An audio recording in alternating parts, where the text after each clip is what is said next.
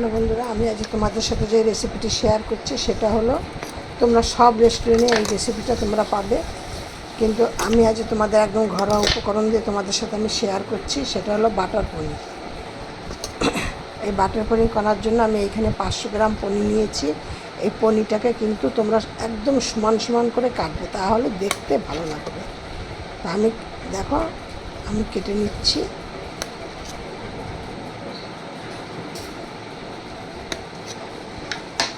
আমি প্রথমেই দেখো এইভাবে পিস পিস করে নিয়েছি। তারপর এবার আমি এগুলোকে চৌকো চৌকো করে কাটবো, তাহলে দেখতেও ভালো লাগবে আর খেতেও ভালো লাগবে। খুব একটা মোটা করবে না, একটু সাইজটা বড় করবে, কিন্তু আকারে পাতলা করবে, তাহলে তার মধ্যে বেশ ভালো মশলা ঢুকবে।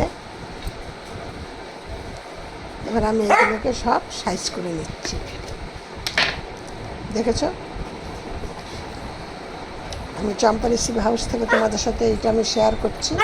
আমি নিত্য নতুন কিছু কিছু ভিডিও একটা দিন করে ছাড়ি। তোমরা আমার এই ভিডিওগুলো সব তোমরা দেখবে। দেখো, আমার এই ভিডিওগুলো, এই পনিরগুলো কিন্তু সব এক সাইজ করেছি, একদম সাইজ করে। তোমরা যদি এরকম সাইজ করে না করতে পারো, তাহলে একটুখানি আগে দেখে নেবে, মেপে নেবে, তারপরে করবে, তাহলে তোমাদের কি পনির রেসিপিটা দেখতে ভালো লাগবে। এবার এইটা হয় তোমরা গরম জলে ভিজিয়ে রাখো কিংবা ঠান্ডা জলে ভিজিয়ে। গরম জলে যদি হালকা গরম জলে ভিজিয়ে রাখলে পনিরগুলো বেশ নরম থাকবে। আর যদি ঠান্ডা জলে ভিজিয়ে রাখতে পারো, হাতে যদি তোমাদের সময় থাকে, মোটামুটি 10-15 মিনিট যদি তোমরা জলে ভিজিয়ে রাখতে পারো, তাহলে পনিরগুলো খুব ভালো থাকবে, মানে খেতে ভালো লাগবে। এবার দেখো, তোমরা কড়াইতে আমি দিয়ে দিলাম সাদা তেল 2 চামচের মতো, একটা আন্দাজ করে।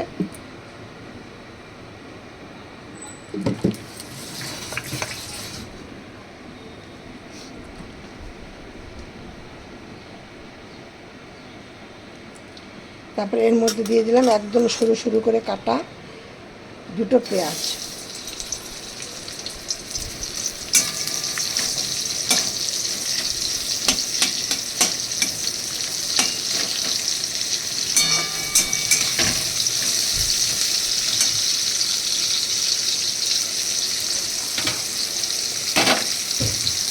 এর মধ্যে দিয়ে দিলাম একটু নুন। নুনটা দিলে কী হবে, পেঁয়াজটা তাড়াতাড়ি নরম হয়ে যাবে। এবার দেখো, এর মধ্যে আমি দিয়ে দিলাম একটু সামান্য ঝালের জন্য 2টো কাঁচা লঙ্কা।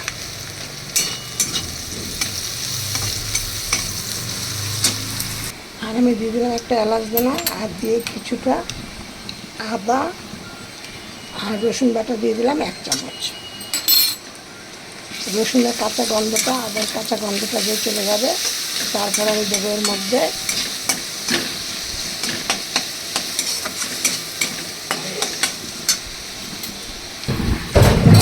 এই যে কাঁচা গন্ধটা, ভাজা গন্ধটা চলে গেছে। এবার আমি এর মধ্যে দিয়ে দিচ্ছি 7-8টা কাজু বাদাম।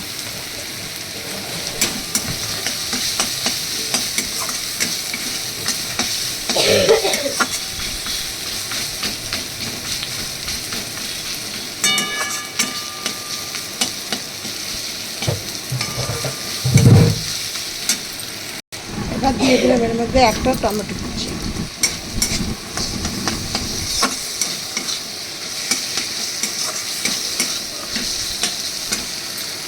এবার দেখো, আমার এটা কিন্তু একদম হয়ে গেছে কষা। এবার আমি এইটাকে নামিয়ে দিয়ে মিক্সিতে ঠান্ডা করতে দেবো।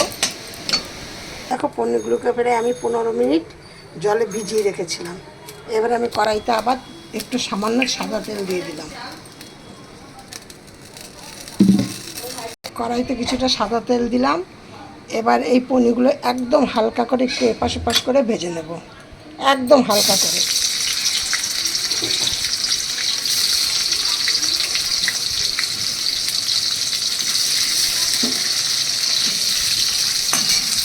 পনিরগুলোকে একদম হালকা হালকা করে ভেজে নিয়েছি। এবার কড়াইতে ওই পনির ভাজা তেলের মধ্যে আমি দিয়ে দিলাম একটা তেজপাতা আর একটুখানি দারচিনি আর 3টে এলাচ থেতো করে। এবার এইটা যখন একটা সুন্দর গন্ধ আসবে,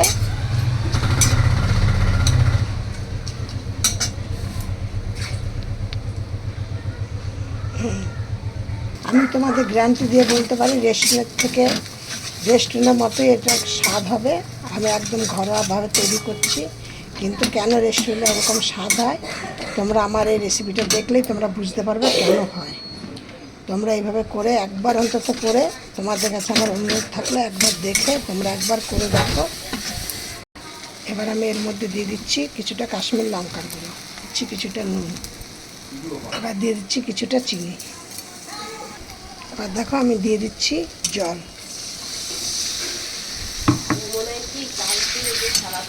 এবার দেখো আমার এই ডেবিটটা কিন্তু ভালো করে ফুটছে। এবার আমি এর মধ্যে দিয়ে দিচ্ছি পনিরগুলোকে।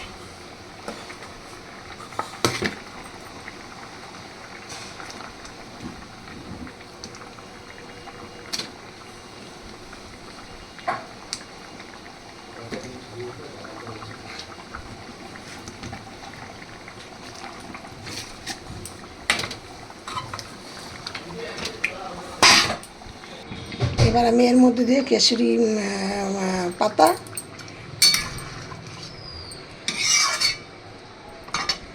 আমি তোমাদেরকে গ্যারান্টি দিয়ে বলতে পারি রেস্টুরেন্ট থেকে দেখতে খেতে খারাপ না। তোমরা এটা ঘরে একবার করে দেখো, যদি তোমাদের ভালো না হয় তখন তোমরা আমাকে বলবে। আর এখন কিন্তু বারবার একটু নাড়াচাড়া করবে, কারণ এই পাতাটা দিয়েছি। এবার একটুখানি মানে হালকা একটু জাল হবে, তাইলে কিন্তু এটা হয়ে গেল, কারণ পাতার গন্ধটা যাতে মিশে যায় আর কি। আমার আজকে ধরো 20 বছরের অভিজ্ঞতা তোমাদের সাথে আমি শেয়ার করছি।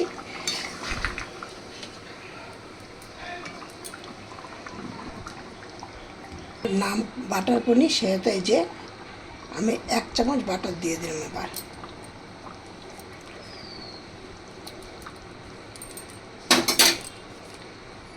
আমার এটা কিন্তু একদম হয়ে গেছে।